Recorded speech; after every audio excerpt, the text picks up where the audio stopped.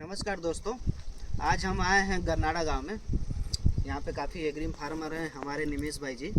तो आइए उनसे मिलते हैं कि सल्फ़र कौन सी कंपनी का यूज करते हैं। तो आइए थोड़ा जानकारी लेते हैं।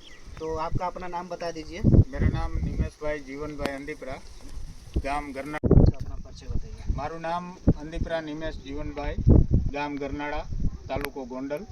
मोबाइल नंबर 97 256 2 37 है।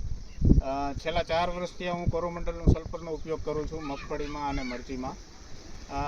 કોરોમંડલનું સલ્ફર બહુ સરસ રીતે કામ કરે છે અને સલ્ફર ઝીણા દાણામાં અને જાડા દાણામાં પણ આવે છે. ઝીણો દાણો ઝડપથી ઓગળી જાય છે અને લાંબા ટાઈમ સુધી સલ્ફરનું રિઝલ્ટ પણ રહે છે.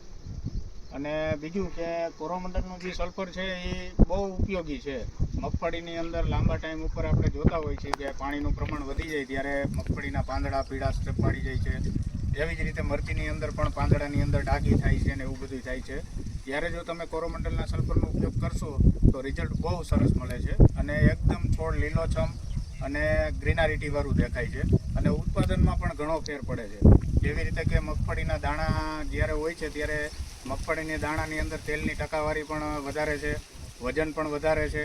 એવી જ રીતે મરચીની અંદર જ્યારે આપણે મરચી સૂકવીએ છીએ અને સલ્ફરનો ઉપયોગ ના કર્યો હોય તો મરચાંનો કલર જે આવે છે એકદમ લાલ અને મરૂણ કલર, એ કલર પણ સલ્ફર નાખવાથી બહુ સરસ મજાનો કલર આવે છે. तो दूसरे खेडूत को क्या भलामण करना चाहेंगे आप?